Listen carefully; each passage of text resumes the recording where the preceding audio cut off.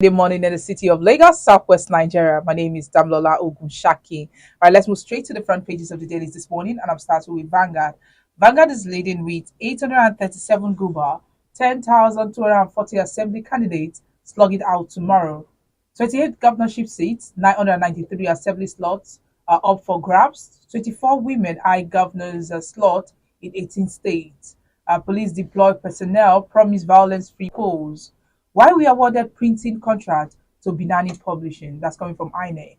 INEC must transmit results electronically. That's coming from George Olariwaju and Buckner Akirele. You can see that story on page 5. And we have two photo stories here. We rather that says the one above and INEC and party officials inspecting sensitive materials at the CBN office in Makodi for the forthcoming Saturday's election before distribution to various local government areas in Benue State. While the left picture is showing the distribution of INEC sensitive materials at the CBN office in Lagos to various local government areas in the state. On page 9, presidential poll results came as a shock to many. Presidency is saying that. On page 12, 17 died, 3 injured in Kano auto crash. FRSC saying that. Anti-corruption CSOs, lawyers petition Buhari, demand probe of EFCC on Dabar. Polls, threat of violence, intimidation, worry, peace committee. Stories above on page 19. Cash in circulation improves as new banknotes dry up.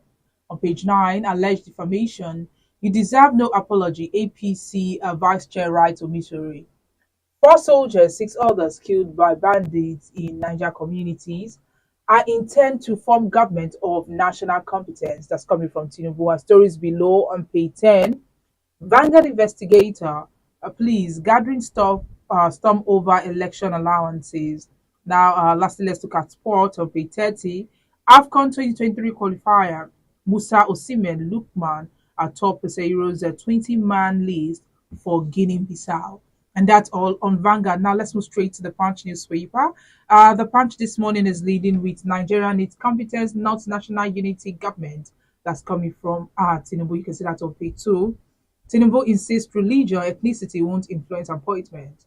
President elects back Supreme Court on Naira, says Atiku beats legal actions good for democracy.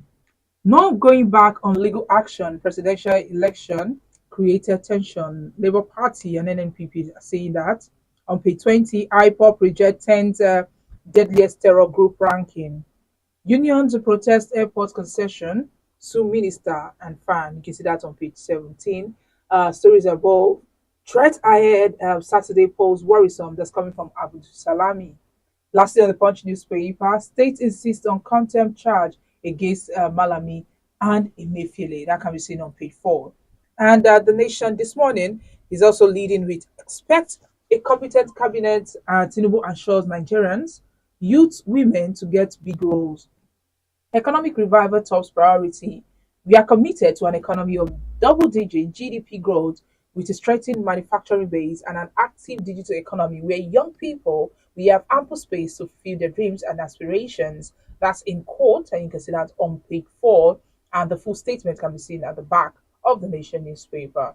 Stories below, presidency defends election integrity, albeit it's not credible. Now, the polls in figure, there are 28 governorship seats, 993 House of Assembly seats, supplementary election, 8 senatorial districts, 33 House of Reps seats. Bandits kill 4 soldiers, others. Nigeria, United Kingdom sign MOU on tax revenue. Lastly, on the Nation newspaper, AFDB partners target $618 million, 6 million jobs for Nigerians. You can see that story on page 26. And lastly, let's look at The Guardian. The Guardian is leading with governorship election, lockdown on D-Day, no VIP escort. Inspector General of Police orders. National Peace Committee sues for peaceful poll tomorrow. A National Assembly supplementary election holds in 15 states. COAS charges troops to be non-partisan. Nigerians will no longer accept failure, CSO tells INEC. INEC officials will be target of violence, intimidation, CDD warns. Ihaga, cash crunch, others capable of derailing poll. APC, SDP to appeal judgment on electronic transmission of results. You can see that story on page 6. And we have a photo story here with rider that says Nigeria's long tortuous road to enthroning cashless transaction. You can see that on pages 4 and 5. My confidence in INEC gone up now on judiciary, says OB. Stories evolve. Rest assured of robust government. Tinubu promises Nigerians. Niger armed bandits invade 2 local councils, kill 4 military officers. That can be seen on page 8. And lastly, on the Guardian newspaper, CNG deplores Buhari's response to Supreme Court judgment on Naira swap. That can be seen on page 29 of the Guardian newspaper. And that's all we have on the front pages of the dailies this morning. Join us after the break for the analysis.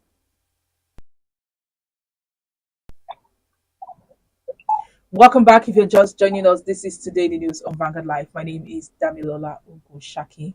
And joining me to analyze the front pages of the dailies and also, tell us what's going on as we just have a day to the election is our correspondent, Obezia Ajayi. Good morning, Obezia. Good morning. Thanks for having me. Yes, can you tell us, about the election, because there's anxiety, towards this election. The fact that there are 837 candidates, including 24 women, will battle tomorrow for 28 governorship seats. Can you give us more details on how people are preparing for the election? Okay. Well, usually there will be anxiety with elections in Nigeria because our politicians, they take the elections as do or die. So it's like going into a war. Unlike in some other places where election is just a civic duty that you just go out and perform and then go back home. So here it's like war because that's the way politicians are taking it, and that's what we keep de-emphasizing. Like you rightly said, there are about 837 governorship and deputy governorship candidates. The figure will have been more than this, except that in some states, out of the 18 registered political parties, maybe about 10, are featuring candidates or fielding candidates in the election. So assuming all the 18 political parties were to feature governorship and deputy governorship candidates in elections, this figure will have been well over 1,000. So you have 837 governorship and deputy governorship candidates, and of course 24 of them are women. And then you have 10,240 people going for assembly seats. Now, the election is taking for the governorship. This is taking place in only 28 states, not even the 36 states. And then you have this figure for state assembly, it will be in the 36 states, of course. But unlike what happened on February 25, where we had about 470 constituencies, that is, 1 presidential election, 109 senatorial, and 360 House of Reps constituency elections. Tomorrow, elections will be taking place for governorship in 28 states. Then, state assembly seats will be 993. So, election will be taking place in 1,021 constituencies. Like I said, on February 25, elections took place in 470 constituencies. So you can see 470 constituencies and then 1,021 constituencies tomorrow. That is a higher, it's more than double of what happened on February 25. So the implication is that, one, you have more candidates, and then you are going to have more coalition centers. So unlike the level of security we saw in the presidential election, we are going to be seeing more deployments because you are going to have more coalition centers, meaning that all those coalition centers are supposed to be manned effectively by security agencies deployed for the elections. So, and a lot of paperwork is going to be done. You are going to have more ballot papers, that have been printed for the elections, more result sheets, and several other things. So the implications are far-reaching, both in terms of finance and logistics. All right. Do you think INEC will be able to transmit the results electronically tomorrow? Well, I should think so. Let me express cautious optimism because of what happened on February 25. On February 25, even on the eve, not even the eve, on the day of the election, there was nothing wrong with the INEC result viewing portal. But but I think somebody was asked to do a kind of trick to do something on the website, on that result viewing portal, and I think the man touched one or two things, and the whole program became disorganized. So essentially, that was what happened. It wasn't as if something was wrong with the divas, because the divas operate separately from the IRF. But because the IRF, something was wrong with the IRF, because that is the result viewing portal, because somebody tinkered with it. So the divas could not transmit results to the IRF portal. So there was nothing essentially wrong with the divas, because with the divas, even when they don't network, there is a way that they can still transmit results from the divas, even when there is no network, or even when network is slow. What is required sometimes when it has to use network is just 2G, not 3G and not 4G. So I am optimistic that they are going to be able to transmit results, especially because on February 25, when that incident happened, when the IRF portal was tinkered with, those in the ICT department of INEC were able to develop a new portal, to immediately develop a new portal, an alternative portal for the presiding officers to send the election results, to. But what happened was that some of those presiding officers, of course, core members, many of them had already gone home. They left the viewers, submitted the viewers, and then they went home. And they were the ones in possession of the codes for transmitting the results from the viewers to the portal. So they had to start going to them, to their residences, to call them to come back with the codes, to come and transfer the results from the viewers to the IRF. So now with that alternative platform, the IRF is there, but there's also an alternative platform. So I think they are going to be using the two, transfer the results into the two. So I do not foresee there shouldn't be hitches, so to speak. So ahead of tomorrow's election, how do you see the mood of the people? How will you describe it? Are people excited for the governorship election? People are excited. Of course, here in Abuja, we're not going to have such election. People are excited. In Abuja, you see a lot of people traveling. So many people have traveled in the past 2-3 days, and people are still traveling, including journalists, deployed to cover the elections in several states. I think people are enthusiastic that, especially even those who felt that they were shortchanged in the last election. For them, this is another opportunity to prove that actually what happened in the last election, that they were shortchanged in the last election. For them, this is an opportunity to again prove their mettle. So people are generally optimistic. The level of awareness is high. We are just praying that what we saw, cases of violence that we saw in the last election, that we shouldn't see such cases tomorrow. Because what politicians deployed in the last election, they deployed a kind of rigging that what they did, if Mr. A sees that his opponent, Mr. B, is leading in a particular polling unit, they send in talks to disrupt the election in that place, and they ensure that the election is disrupted. So that at the end of the day, INEC will cancel election in that polling unit. So that was what some of them did.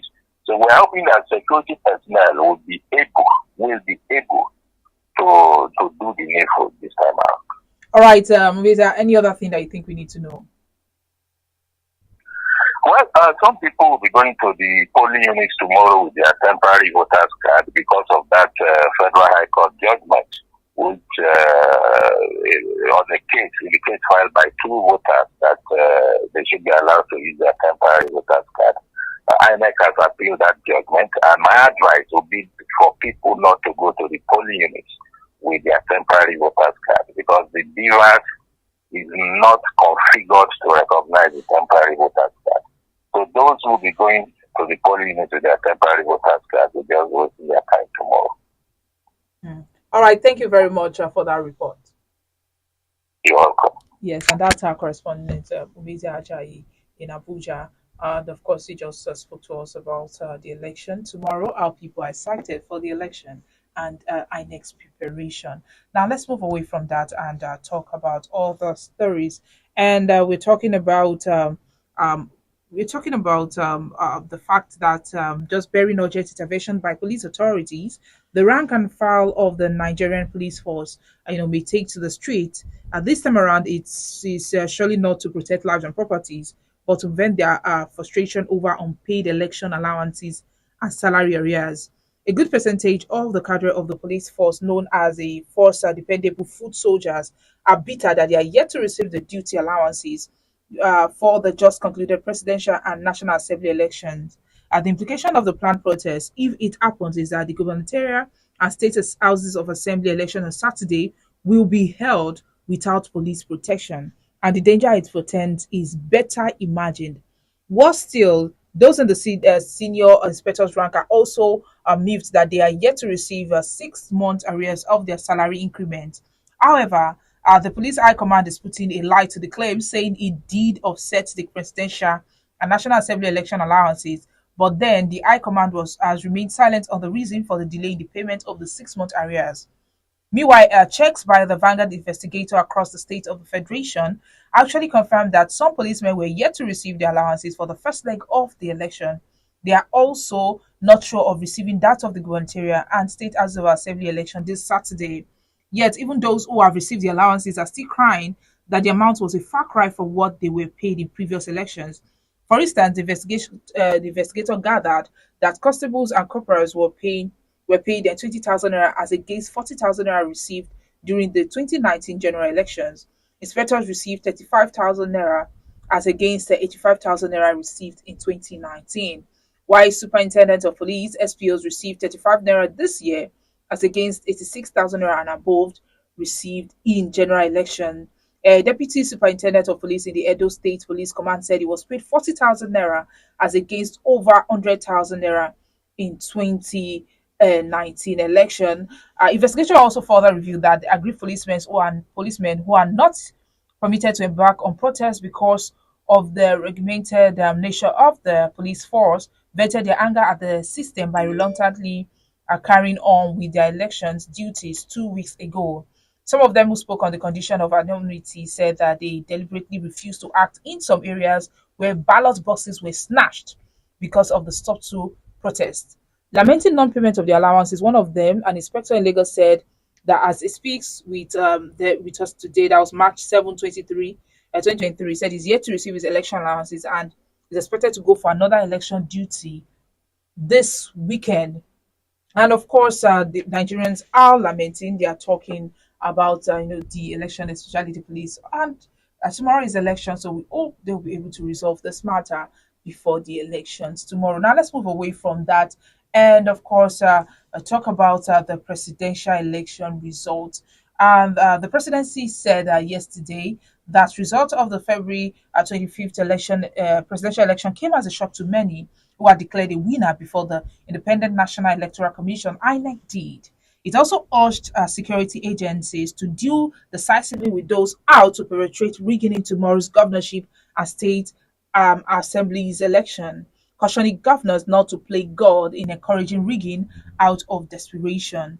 A senior special assistant to the president of media and publicity, Galba Shehu, who made the observation in an interview yesterday, said many had expected a different person to win the election, but were confounded when INEC declared someone else. He noted that despite the irregularities observed in the conduct of the presidential election, it remained the most improved in Nigeria's history. On the desperation of some governors to win the governorship, Shehu said the law enforcement agencies will clamp down on any acts of voter intimidation and violence during the polls, noting that such desperation often results in violence.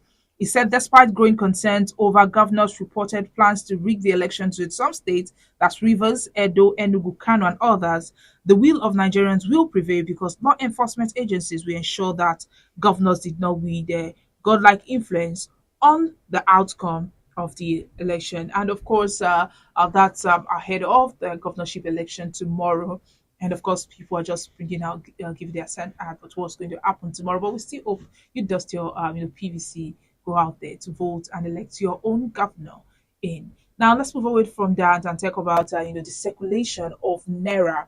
Although normalcy seems to be gradual in coming, currency circulation has improved in major cities across Nigeria following the third day implementation of the Supreme Court ruling on the legal tender status of old Naira banknotes.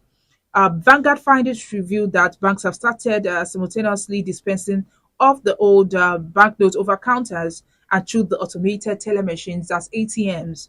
Also, the banknotes are now all accepted by some traders and service providers, just as banks are now accepting them. However, the banks appear to have run out of the new Naira notes as both the ATMs and the banking halls visited by Vanguard showed that only the old banknotes were available. A staff of one of the banks in Lagos Island told Vanguard that most banks, including our own, have not received the supply of the new banknotes since this week. Vanguard findings revealed that the banks are still implementing cash withdrawal limits subject to a minimum of 10,000 naira per day per customer per day. But some banks at the time of visit were not dispensing the currency notes due to lack of cash. A security personnel at one of the banks said that the cash available had been exhausted earlier before the visit. Meanwhile, in markets visited traders were also seen accepting the old banknotes. A businessman who had collected the old notes from bank ATM on Lagos Island said he bought petrol with the money and it was accepted.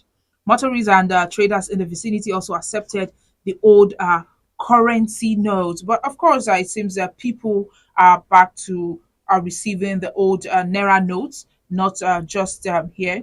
And although some people have still not, some people are still not accepting it.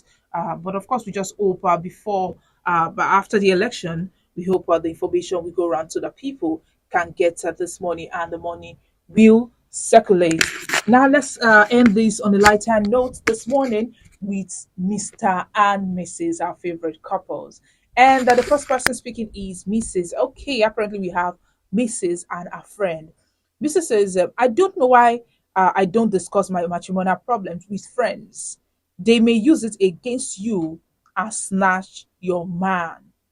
Miss Friend says, I think your husband is safe with his current financial status. No woman will touch him with a 10-foot pole. Ooh, that one is different coming from Mrs. Friend. But of course, it's still a nice idea not to discuss your marital problem or your relationship issues with your friend, like they said. But this is where we have to draw the curtain. My name is Damlola Ogunshaki. Do well to like and follow us on all our social media platforms showing on your screen. On Facebook, Instagram, Twitter, TikTok, our WhatsApp number is also displayed on your screen. Today is Friday. Have a lovely weekend and make sure you vote.